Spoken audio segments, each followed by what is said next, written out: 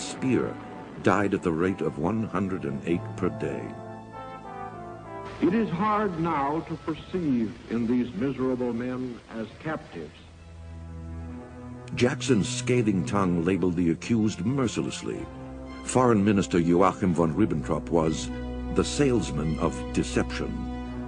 Party philosopher Alfred Rosenberg, Nazism's intellectual high priest.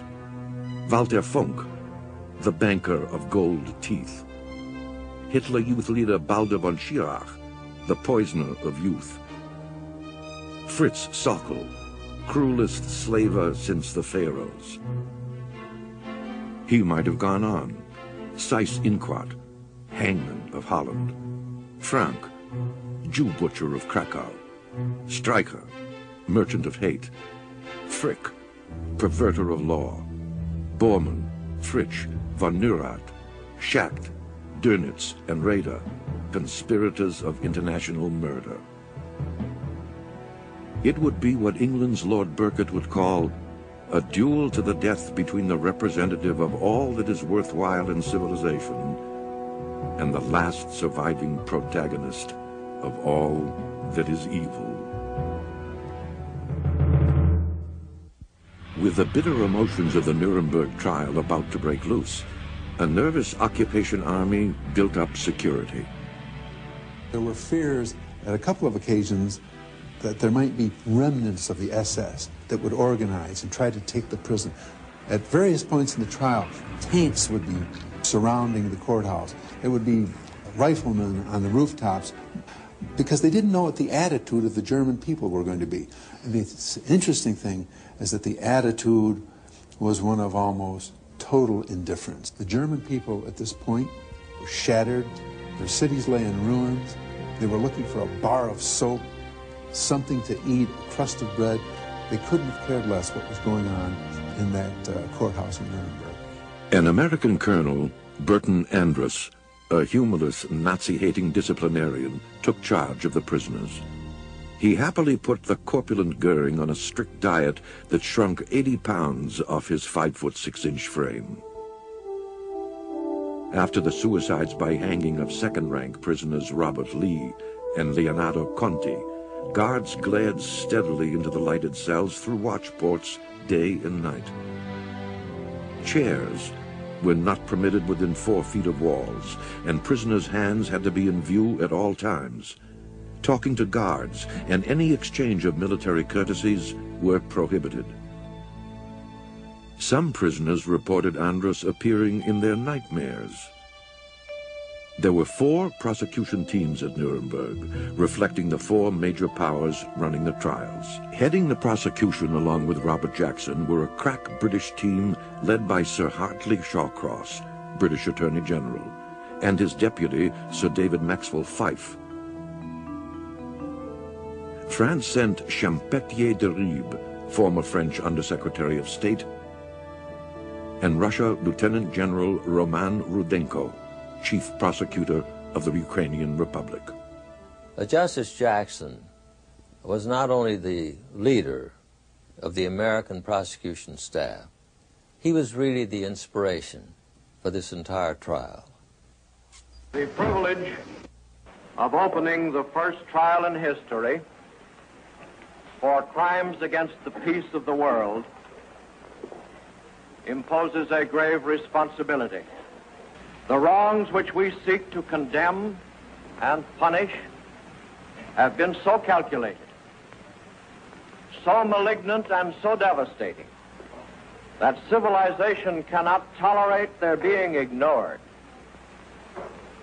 because it cannot survive their being repeated. Jackson had worried about a dearth of evidence. He hadn't counted on the German character. Evidence arrived in mountains. One of the things that we associate with the German character is an orderliness, a fastidiousness about record keeping, particularly. The thump of the rubber stamp on a document is a very Teutonic sound. During the course of the Nazi regime, this quality of character persisted. Virtually everything that these people did was documented. 47 crates of binders, 3,000 pounds of Nazi Party records, tons of diplomatic papers, 12 volumes of secret foreign policy conference records, and miles of film poured in. Jackson decided to switch his prosecution away from witnesses.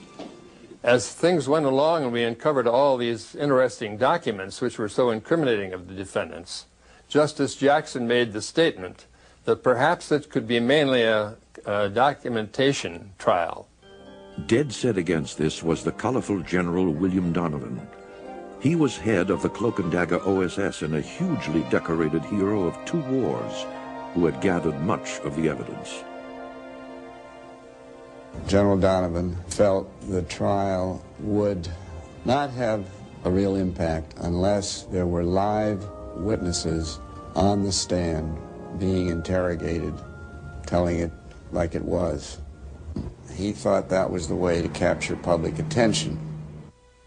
Jackson would have his way, and the violently opposed Donovan would quit the trial, taking much-needed talent and expertise with him. Germans were free to choose any lawyer they wanted, and they did, including unregenerate Nazis who might have belonged in the dock themselves. The defendants had, in effect, a gilt-edged defense. Any poor defendant in an American court today would be lucky to have the quality of defense, because some of these people were top lawyers in Germany. Some of them went on to fabulous careers in the years following the war. The primary defense of the German lawyers at Nuremberg on the question of aggressive war was that the charge was ex post facto. They argued that never before had any head of state been called upon to answer the crime of waging aggressive war, and that there was no juridical basis for this charge. Sir Hartley Shawcross replied, "I suppose the first person ever charged with murder might have said, 'Now see here, you can't do that. Murder hasn't been made a crime yet.' The tribunal said, 'The very idea that states commit crimes is a fiction. Crimes are always committed by persons. Men who exercised great power cannot be allowed to shift their responsibility on the fictional state which cannot be produced for trial.'" Nein! Ich kenne mich keinesfalls schuldig. Now the accused filled the court with their firm cries. Ich bekenne mich nicht schuldig. Not guilty. Hermann Goering was the leader of a group of defiant defendants. At Nuremberg, his philosophy was, these people are not going to exonerate us. This is victor's vengeance. They won, so we're in the dock, and we can go belly crawling, which I'm not about to do, or we can hold our standard high and we can go down with the swastika flying. He took that attitude, and his carryover influence from his position in the Third Reich was still effective over many of these defendants. He was able to dominate them, to frighten them, to intimidate them, and had a good deal of leadership throughout the trial. There was a problem big enough to swamp the trial. How to make the words of the court and defendants comprehensible to one another and to the world. An American judge and an English judge speaking, of course, English, a Soviet judge speaking Russian, and a French judge speaking French. 3 languages there. The defendants were German. They had to be questioned in German, in their own tongue. So IBM had an idea. IBM suggested some equipment that they were working on which would provide something that we take completely for granted today, instantaneous translation. And one of the most successful recruiting grounds for interpreters were international telephone exchanges. These people were used to working very quickly with language and had very practical knowledge. The most difficult and noble task of the prosecution was not to center the case upon the most lurid of the German atrocities and go for the patient, brilliant assembly of an airtight case built on the conspiracy. The greater goal was to convict the whole machinery of aggressive war on behalf of the humanity it had ravaged. In January 5, 1937, in a secret meeting with his top political and military leaders,